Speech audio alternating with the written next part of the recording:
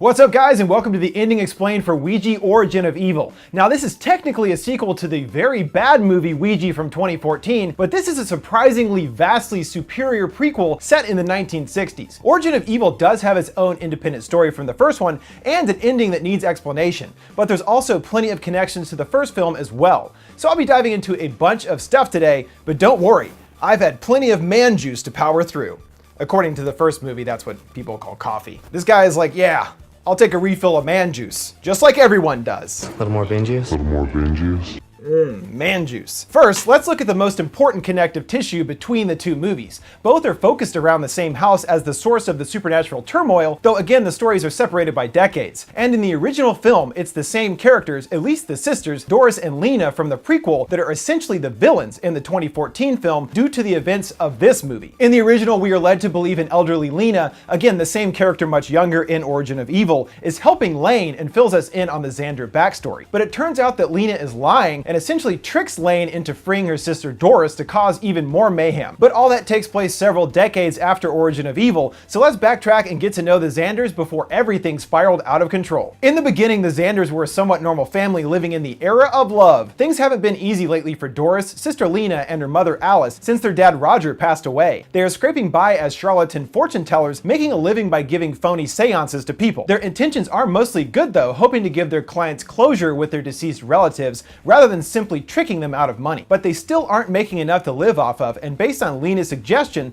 Mom picks up a Ouija board in an attempt to spice up their act. And it's of course bringing the board into their home that things start to get bad for the Xanders. While Alice tests out the board, which she has magnetized, she unwittingly connects with a spirit called Marcus that speaks briefly through Doris. Later in All Alone, Doris uses the board and contacts a spirit that spells out, "Hi friend." This specifically is also seen several times in the original film, way more in that one actually. But unbeknownst to Doris, by using the board by herself, she has broken one of the board's 3 rules. Never use the board alone. The other 2 are never use the board in a graveyard and always say goodbye. She actually breaks all 3, as we find out later there are bodies buried in the house, and no one in the movie ever says goodbye, ever. So from this point, Doris is communicating with the spirit Marcus, but she believes it is her father. Based on this, Doris convinces her mom and Lena to join her in a Ouija session to contact Roger. And during the session, the board spells out an answer to a question that only Alice would know. And Alice also starts to believe it could be her dead husband communicating with them. This isn't accurate, but we do now know that Doris does in fact have real psychic abilities, whereas her mom was only ever faking. Later, Doris uses the board alone once more, and this time actually sees the spirit of Marcus through the planchette. Love getting to use that word.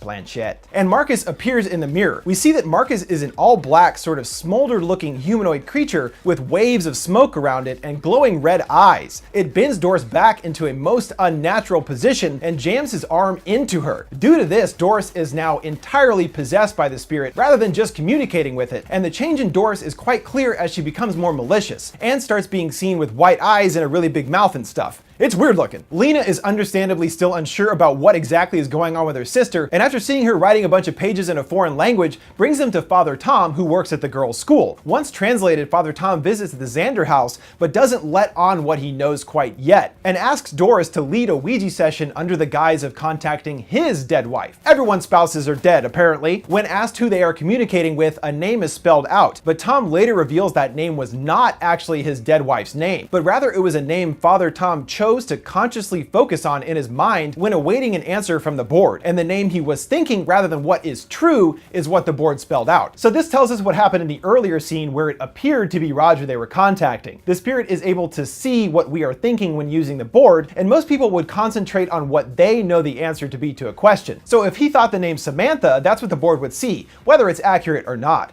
Father Tom then gives us an exposition dump explaining all about the pages, which it turns out are written in Polish, and the origin of a horrific event that happened in the house years ago. It turns out that around World War II, a deranged German doctor performed torturous experiments on a number of Jewish/Polish people in a room hidden in the basement of the house. The doctor then buried them in a hidden area in the walls, and due to their violent deaths, their spirits were most likely left in a state of unrest. Later, Father Tom discovers the bodies, and then they realize they've been using the Ouija board over a graveyard this entire time, breaking one of the rules, as I mentioned. Also, I'm not 100% sure that the charred monster Marcus Marcus is supposed to be that same evil doctor after his death becoming a malevolent spirit or something, but they are both played by Doug Jones, so I do believe this is their intent with the character. Even though we don't actually see the doctor as a person in the movie, that ended up cut out of the theatrical version for some reason. So now we know the spirit needs a vessel such as Doris because it does not have a voice, and it wants one. It probably can only communicate via the board, and then would need someone to violate all three of the rules to be able to possess them, taking their voice. It also needs a vessel with significant psychic powers, as we know Doris does, as well as Lena. However, her mother does not, and we're told that this ability skips a generation. And as far as the whispering into people's ears, we don't know exactly what Doris is telling them, but we find out in the first one, as described by elderly Lena, that it is both the most wonderful and horrible things all at once. It's more about the demon using its voice to influence and bend others to its will, which, usually means killing them. This specific concept is seen much more prevalently in the first movie, where most of the time when someone is possessed, they kill themselves in a pretty stupid fashion. And it seems like in this one, it's Doris, or rather Marcus, specifically doing the killing, as she hangs Lena's boyfriend Mikey, and later causes Father Tom to abruptly break his neck, getting knocked back by a super blast from Doris's mouth. Alright, so going into the finale, we know that Doris already has whispered to Lena, and that Lena has psychic capabilities like Doris, and she even gets help from a vision of her father, who shows her how to stop Doris by sewing her lips shut, which would effectively stop the voice. Our final showdown is in the doctor's secret torture room, with Alice shackled to the experimental table, and it's up to Lena to finally stop Doris. She is able to easily overpower her and begins to sew her lips shut, but she finds herself having some difficulty thanks to all the weird black spirits suddenly all around her, which are the other spirits of people the evil doctor has killed and buried in the house. Lena is able to finish sewing Doris's lips closed, and Doris lies on the ground motionless, apparently dead.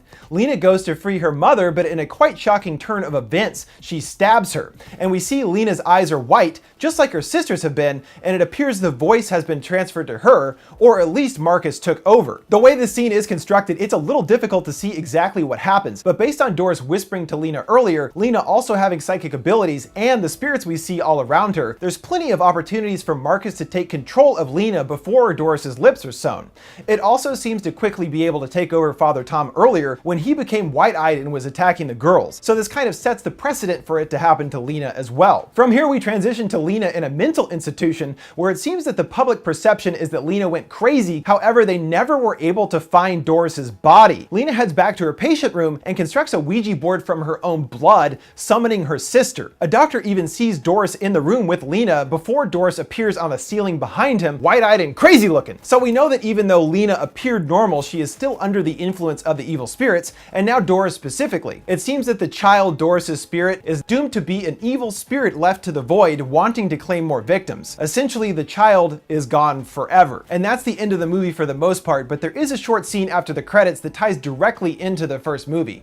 We see Lena sitting in a wheelchair, and then she transitions to elderly Lena, as played by Lynn Shay in the first movie. We hear that her niece is here to see you, which would set it directly before the first time we see elderly Lena in the first film. Lane, the lead character from that film, goes to talk to Lena, posing as her niece, and gets information about the history of the Xanders, as well as unknowingly manipulated by Lena, who even after all these years is still under the spirit's control. She tells Lane that it's her mother that's the evil one, and is the one who has to be destroyed. But that's not true, of course. And we also know, thanks to the first movie, that Doris's body is still in the house, and has been ever since the events at the end of Origin of Evil. I'm sure that Lena hid her body in the attic, a location which we never see in the movie, and Doris's body plays a significant part in the plot of Ouija, with Lena duping Lane into cutting open Doris's lips, removing the stitches. And as I mentioned, Doris is actually the villain of part 1, now the evil spirit torturing a bunch of teenagers in modern times. In that movie, we are led to believe that Mother Alice is the evil one, and Stitch Up Doris is the one that needs help, but once her lips are opened, destroys the spirit of Alice, and the kids realize it's actually Doris that's the evil one. I thought about not spoiling the ending, but at this point, who cares? That movie isn't great anyway. So at the end of the first one, the kids burn Doris's body in a furnace, and I guess banish her spirit for good. But Lena is still out there, so who knows if things will ever truly be over. Well, there you go, folks. Origin of Evil's ending explained, as well as all the ways that movie tied into the previous one. But what did you guys think about the ending? And do you have any other movie endings you want me to explain? Well, let me know down in the comments below. Thanks for watching Found Flicks, guys. We'll see you next time.